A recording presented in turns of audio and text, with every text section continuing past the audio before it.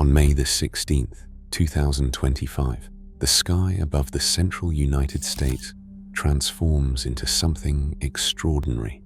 Not an ordinary storm, not a simple spring thunderstorm. What is brewing in the upper layers of the atmosphere is about to trigger one of the most devastating days in recent American meteorological history, a day that survivors will never forget. It all begins with what meteorologists call a classic outbreak setup. High in the atmosphere, a powerful, negatively tilted jet stream aligns with a mass of warm, moist, and extremely unstable air pushing up from the Gulf of Mexico. At the surface, the picture is equally alarming. To the west, a cold front is ready to ignite storms. To the north, a warm front acts as an accelerator, amplifying every supercell that comes near it. And at the intersection of these two boundaries lies what storm chasers both dread and seek out, the triple point. That precise location where atmospheric forces combine to give any storm, even a disorganized one, an exceptional and deadly potential.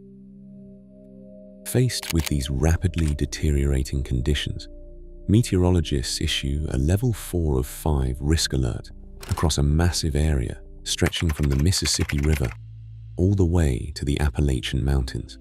Experts note that several powerful tornadoes are possible throughout the day, and that at least one long-track, high-end tornado is likely. Storm chasers from across the country hit the road before dawn.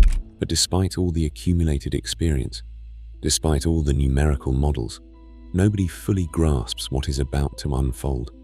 At exactly noon, a line of storms erupts along the cold front in western Missouri. The cells rapidly intensify into rotating supercells. One of them immediately stands out. Positioned directly on the triple point, it benefits from deeper rotation and more concentrated energy, and it is heading straight for St. Louis. As the storm closes in on the city, it begins to wrap up on itself. A tornado touches down south of the Clayton neighborhood.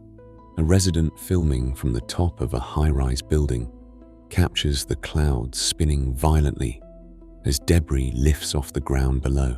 Roofs are peeling away.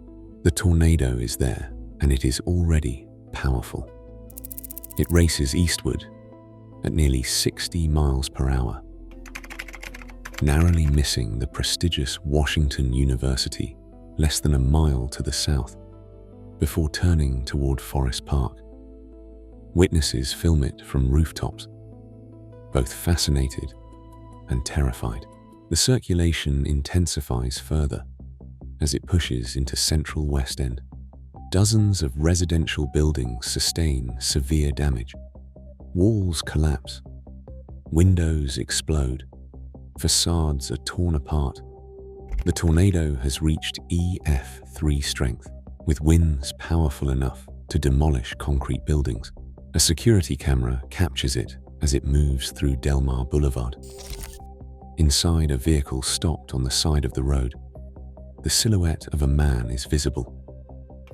Directly in its path stands Centennial Christian Church. Inside, Patricia Pendleton, 74 years old, is leading a group that helps homeless individuals in the neighborhood. The church steeple is no match for the devastating winds. The heavy masonry collapses. Patricia is the first victim of what will become a very long day of mourning. Moments later, Raina Lyles is killed when her home collapses on top of her. At the same moment, a camera near the iconic St. Louis Arch captures an image that will remain in the memory of all who see it. The tornado stretching over a mile wide, an atmospheric monster tearing through the heart of a metropolitan area of millions. Dolores Holmes and Larry Patrick are also killed when their homes are ripped apart by the debris-filled winds. The tornado stays on the ground for another 13 minutes. It crosses the Mississippi River and into Illinois, before finally dissipating by striking St. Louis dead center. It leaves behind a financial toll of $1.6 billion, placing it directly among the 10 costliest tornadoes in American history. On its own, this tornado would have been enough to make May 16th, 2025 a historic day. But it is only 3 in the afternoon, and the outbreak is just getting started. 200 miles to the south, another dominant supercell begins to expand. Its radar hook is spectacular. At 3:54 in the afternoon, a new tornado touches down northwest of Sidon, Missouri. It tracks eastward across the flat terrain of the Mississippi River Delta, a landscape that offers exceptional visibility for spotters and chasers alike. I was there with my chase partner, Kelton. We watched this tornado form right in front of us, remarkably structured despite its modest size compared to the enormous supercell producing it. Such a large storm funneling all of its energy into one tight circulation could only mean one thing. It was going to get stronger. While we repositioned for a closer intercept, the tornado reached peak intensity on Sloanville Drive. Several homes were shredded apart. 2 people lost their lives, Karen Craig and Bo Jenkins, most likely inside mobile homes, structures that offer no protection against winds of that magnitude. More homes were damaged as the tornado crossed Interstate 55, with no additional fatalities by some miracle. Kelton and I kept closing the gap, but the tornado was already beginning to rope out, drawing its characteristic dying thread across the sky. We stopped in an open field to watch its final moments. The supercell continued into Kentucky without producing another tornado.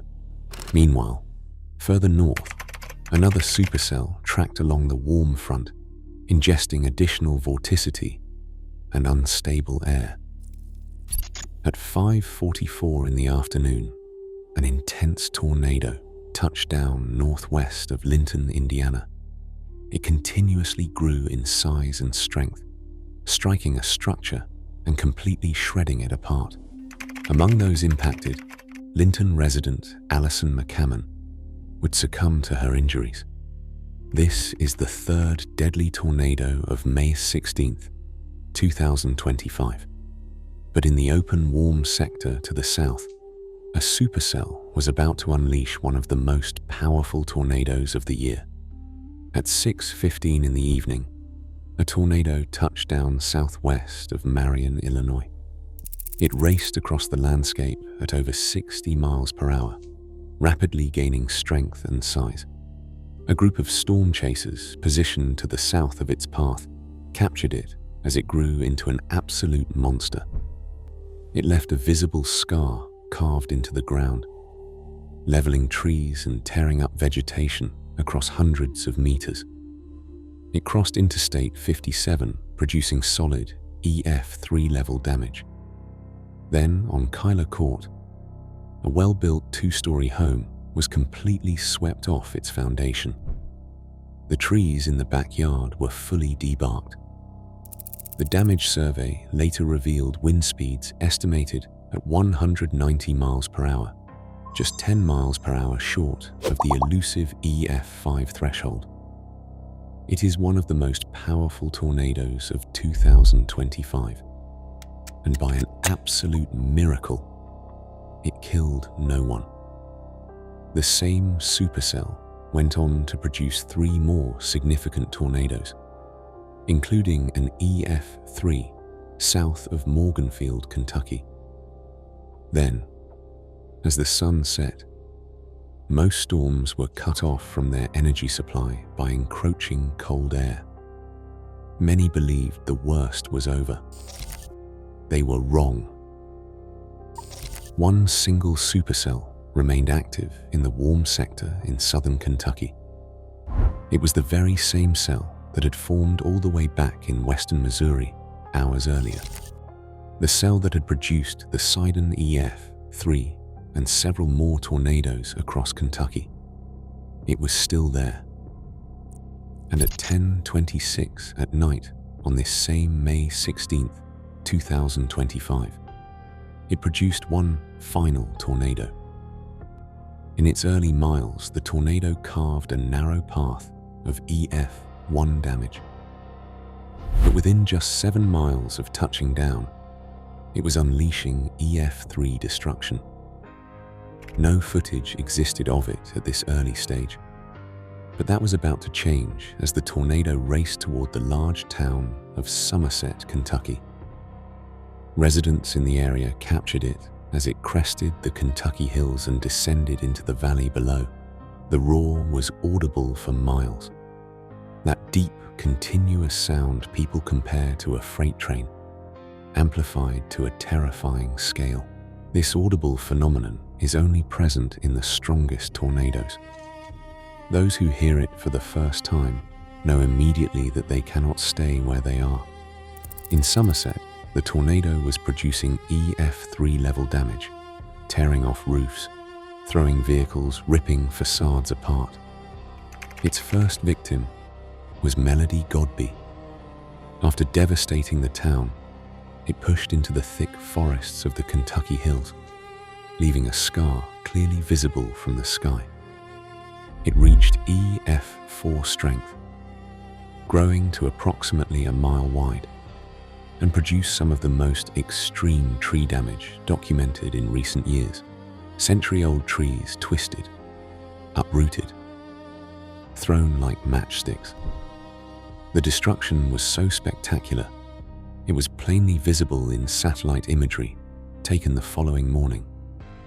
By 11:30 at night, the tornado had been on the ground for a full hour.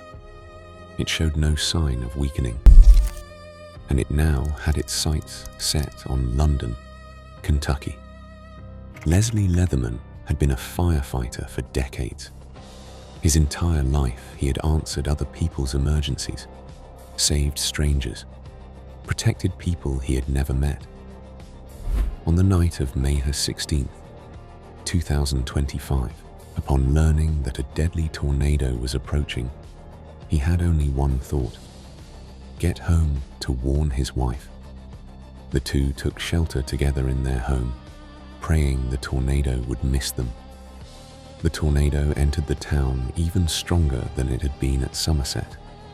On a single block, more than a dozen homes were completely swept off their foundations. That block was the one where the Leathermans lived.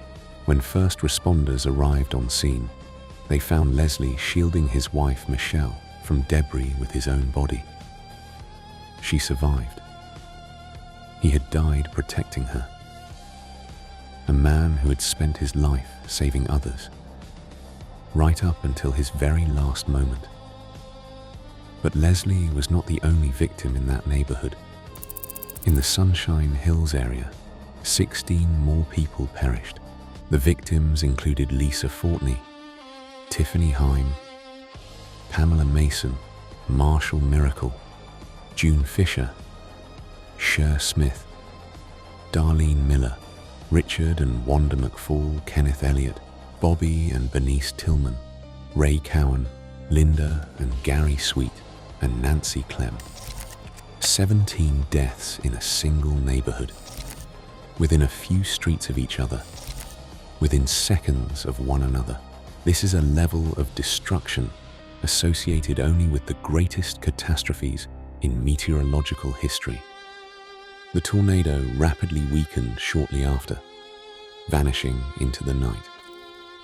At 11:56 p.m., just 4 minutes before midnight, the final chapter of the May 16th, 2025 outbreak came to an end. The Somerset to London tornado was by far the deadliest of the day. 18 lives taken, 17 of them in a single neighborhood, making it the deadliest tornado since the 2021 Western Kentucky EF4. The St. Louis tornado killed 4 people. The Sidon tornado killed 2. The Linton tornado killed 1. 25 people were directly killed by tornadoes, making this the deadliest tornado outbreak of 2025. 2 additional deaths further added to the toll.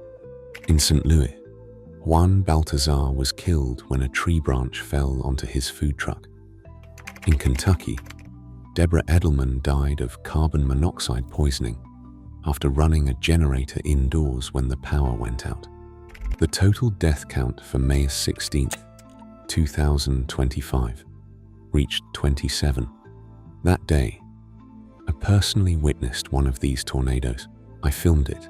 I chased it. At no point did it cross my mind that this outbreak would go on to become the deadliest of the year. Even less so that the very same supercell I had been chasing that afternoon would produce the deadly London, Kentucky tornado hours later. That may be the most unsettling lesson of this day.